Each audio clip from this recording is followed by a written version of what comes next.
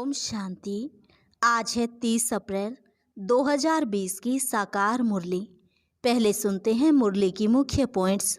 बाबा ने कहा, तुम्हें उच्च ते उच्च बाप की मत पर भरोसा रखना है, अब और कोई की मत पर नहीं चलना। रावण की मत पर चलकर तुम तुच्छ बुद्धि बन गए थे। जो तुमको डुबोने वाले हैं उनके पिछाड़ी क्यों पड़ते हो। देह भान तोड़ने की मेहनत करनी है, क्योंकि देह भान में आने से ही गफलत होती है। आगे कहा, अपने को आत्मा समझकर फिर देह से पार्ट बजाओ। तुम जितना देही अभिमानी बनेंगे उतना तंदुरुस्त निरोगी बनेंगे, फिर उतना पद भी उच्च मिलेगा और सजाओं से भी बचेंगे। जब तक कोई ब्रह्मा मुख वंशावली ब्राह्मण ना बने, तुम्हारे कुल में ना आए, तब तक देवता बन ना सके। बाबा ने कहा, जब खाने पीने की फुर्सत मिल जाती है तो बाप को याद करने की फुर्सत क्यों नहीं मिलती। ज्ञान मार्ग में आकर भी जो आप समान बनाने की सेवा नहीं करते और तेरे मेरे की चिंता में ही रहते हैं, तो वह बीमार रोगी हैं। हियर नॉय विल सी नॉय विल। बाप के सिवाय और कोई याद किया तो व्यभिचारी हुए। शिव बाबा को याद नहीं करते तो गोया पाप करते हो। फिर कहा, तुम्हें बहुत परहेज रखने हैं। पहले पहले तो पवित्र बनने की प्रतिज्ञा करो। जिन बच्चों को अपना कल्याण करने का ख्याल रहता है वह हर प्रकार से पूरी परहेज रखेंगे। उनका खान पान बड़ा सात्विक होगा। तुम्हें लोभी नहीं बनना। और लास्ट में बाबा ने कहा, अपने ऊपर बहुत नज़र रखनी है। देखना है कितनों को आप समान नर से नारायण बनाने की सर्विस करते हैं। सतगुरु की निंदा कराने वाला ठोर नहीं पा सकता, वह तो पाई पैसे का पद पाएगा। अब सुनते हैं महावाक्यों को विस्तार से। मुरली का सार। मीठे बच्चे, बाप की श्रीमत तुम्हें सदा सुखी बनाने वाली है, इसलिए देहधारियों की मत छोड़ एक बाप की श्रीमत पर चलो। प्रश्न, किन बच्चों की बुद्धि का भटकना अभी तक बंद नहीं हुआ है। उत्तर, जिन्हें उच्च ते उच्च बाप की मत में व ईश्वरीय मत में भरोसा नहीं है, उनका भटकना अभी तक बंद नहीं हुआ। बाप में पूरा निश्चय ना होने के कारण दोनों तरफ पांव रखते हैं। भक्ति गंगा स्नान आदि भी करेंगे और बाप की मत पर भी चलेंगे। ऐसे बच्चों का क्या हाल होगा। श्रीमत पर पूरा नहीं चलते, इसलिए धक्का खाते हैं। गीत, इस पाप की दुनिया से अब आज कहीं ले चल। चित चैन जहां पाए, ले चल तू वहीं ले चल। ओम शांति। बच्चों ने यह भक्तों का गीत सुना। अभी तुम ऐसे नहीं कहते हो। तुम जानते हो हमको उच्च ते उच्च बाप मिला है, वह एक ही उच्च ते उच्च है। बाकी जो भी इस समय के मनुष्य मात्र हैं, सब नीच ते नीच हैं। उच्च ते उच्च मनुष्य भी भारत में यह देवी देवताएं ही थे। उन्हों की महिमा है सर्वगुण संपन्न, 16 कला संपूर्ण, संपूर्ण निर्विकारी, मर्यादा पुरुषोत्तम, डबल अहिंसक, अहिंसा परमो धर्म। अब मनुष्यों को यह पता नहीं है कि इन देवताओं को इतना उच्च किसने बनाया। अभी तो बिल्कुल ही पतित हो पड़े हैं। बाप है उच्च ते उच्च। साधु संत आदि सब उनकी साधना करते हैं। ऐसे साधुओं पिछाड़ी मनुष्य आधा कल्प भटके हैं। अभी तुम जानते हो बाप आया हुआ है। हम बाप के पास जाते हैं, वह हमको श्रीमत देकर श्रेष्ठ ते श्रेष्ठ सदा सुखी बनाते हैं। रावण की मत पर तुम कितने तुच्छ बुद्धि बने हो। अब तुम और किसकी मत पर ना चलो। मुझ पतित पावन बाप को बुलाया है, फिर भी डुबोने वालों पिछाड़ी क्यों पड़ते हो। एक की मत को छोड़ अनेकों के पास धक्का क्यों खाते रहते हो। कई बच्चे ज्ञान भी सुनते रहेंगे, फिर जाकर गंगा स्नान भी करेंगे, गुरुओं के पास भी जाएंगे। बाप कहते हैं वह गंगा कोई पतित पावनी तो है नहीं। फिर भी तुम मनुष्यों की मत पर जाए स्नान आदि करेंगे तो बाप कहेंगे मुझ ऊंच ते ऊंच बाप की मत में भी भरोसा नहीं है। एक तरफ है ईश्वरीय मत, दूसरे तरफ है आसुरी मत। उनका हाल क्या होगा? दोनों तरफ पांव रखा तो चीर पड़ेंगे। बाप में भी पूरा निश्चय नहीं रखते हैं। कहते भी हैं बाबा हम आपके हैं, आपकी श्रीमत पर हम श्रेष्ठ बनेंगे। हमको ऊंच ते ऊंच बाप की मत पर अपने कदम रखने हैं। शांति धाम सुख धाम का मालिक तो बाप ही बनाएंगे। फिर बाप कहते हैं जिसके शरीर में मैंने प्रवेश किया उसने तो 12 गुरु किए, फिर भी तमो प्रधान ही बना है। फायदा कुछ नहीं हुआ। अब बाप मिला है तो सबको छोड़ दिया।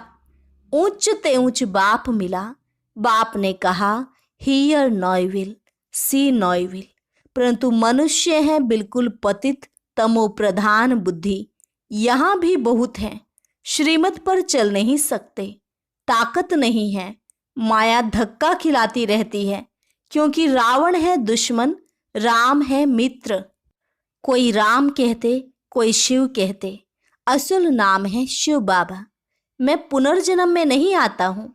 मेरा ड्रामा में नाम शिव ही रखा हुआ है। एक चीज के 10 नाम रखने से मनुष्य मूंझे हुए हैं। जिसको जो आया नाम रख दिया। असल मेरा नाम शिव है। मैं इस शरीर में प्रवेश करता हूँ। मैं कोई कृष्ण आदि में नहीं आता हूँ। वह समझते हैं विष्णु तो सूक्ष्म वतन में रहने वाला है। वास्तव में वह है युगल रूप प्रवृत्ति मार्ग का। बाकी 4 भुजा कोई होती नहीं है। 4 भुजा माना प्रवृत्ति मार्ग, 2 भुजा है निवृत्ति मार्ग। बाप ने प्रवृत्ति मार्ग का धर्म स्थापन किया है। सन्यासी निवृत्ति मार्ग के हैं। प्रवृत्ति मार्ग वाले ही फिर पावन से पतित होते हैं। इसलिए सृष्टि को थमाने के लिए सन्यासियों का पार्ट है पवित्र बनने का। वह भी लाखों करोड़ों हैं। मेला जब लगता है तो बहुत आते हैं। वे खाना पकाते नहीं हैं, गृहस्थियों की पालना पर चलते हैं। कर्म संन्यास किया, फिर भोजन कहाँ से खाएं? तो गृहस्थियों से खाते हैं। गृहस्थी लोग समझते हैं यह भी हमारा दान हुआ, यह भी पुजारी पतित था। फिर अभी श्रीमत पर चल पावन बन रहे हैं, बाप से वर्षा लेने का पुरुषार्थ कर रहे हैं। तब कहते हैं फॉलो फादर करो। माया हर बात में पछाड़ती है। देह अभिमान से ही मनुष्य गफलत करते हैं।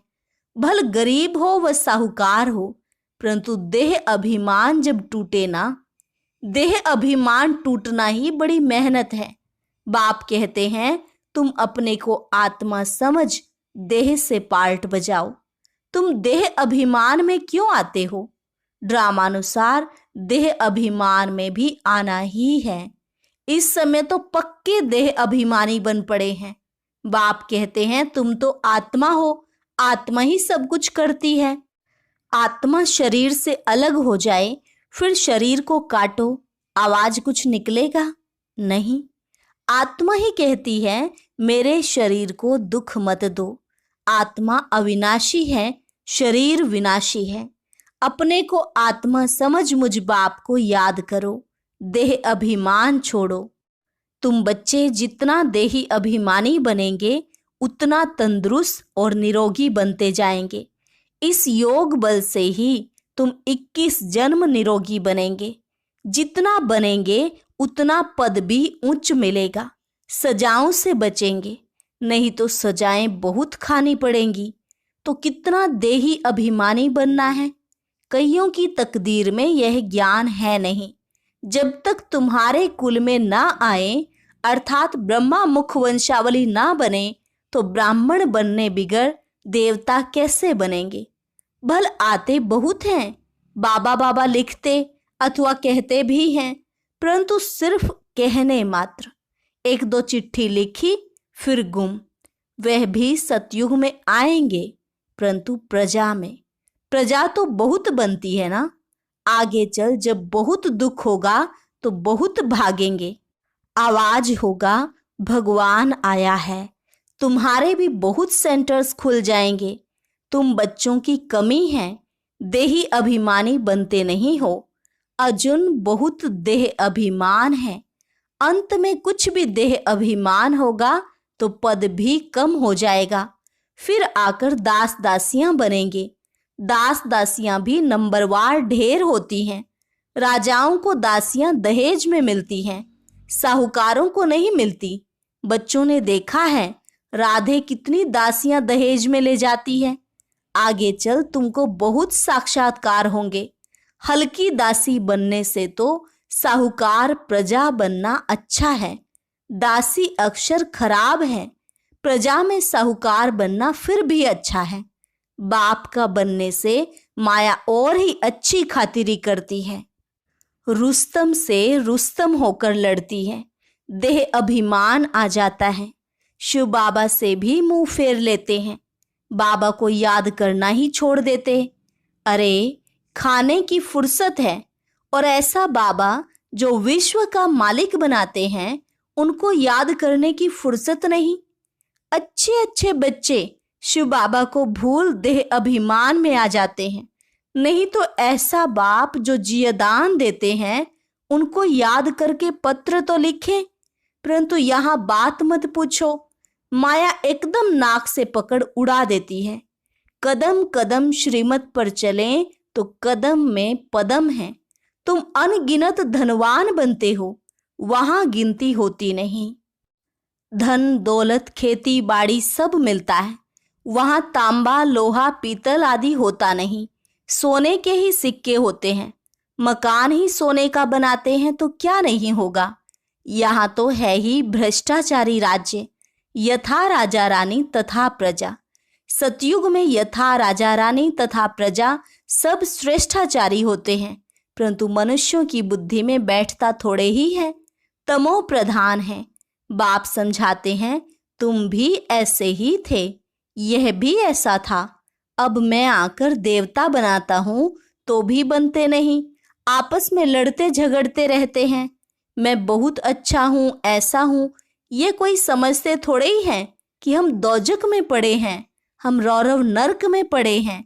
यह भी तुम बच्चे जानते हो, नंबरवार पुरुषार्थ अनुसार। मनुष्य बिल्कुल नरक में पड़े हैं, रात दिन चिंताओं में पड़े रहते हैं। ज्ञान मार्ग में जो आप समान बनाने की सेवा नहीं कर सकते हैं, तेरे मेरे की चिंताओं में रहते हैं, वह बीमार रोगी हैं। बाप के सिवाय और किसी को याद किया तो व्यभिचारी हुए ना। बाप कहते हैं और कोई की मत सुनो, मेरे से ही सुनो, मुझे याद करो। देवताओं को याद करें तो भी बेहतर है, मनुष्य को याद करने से कोई फायदा नहीं। यहाँ तो बाप कहते हैं तुम सिर भी क्यों झुकाते हो। तुम इस बाबा के पास भी जब आते हो तो शिव बाबा को याद करके आओ। शिव बाबा को याद नहीं करते हो तो गोया पाप करते हो। बाबा कहते पहले तो पवित्र बनने की प्रतिज्ञा करो, शिव बाबा को याद करो। बहुत परहेज है, बहुत मुश्किल कोई समझते हैं, इतनी बुद्धि नहीं है। बाप से कैसे चलना है, इसमें तो बड़ी मेहनत चाहिए।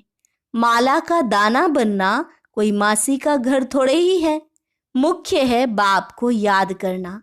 तुम बाप को याद नहीं कर सकते हो। बाप की सर्विस, बाप की याद कितनी चाहिए। बाबा रोज कहते हैं पोता मेल निकालो।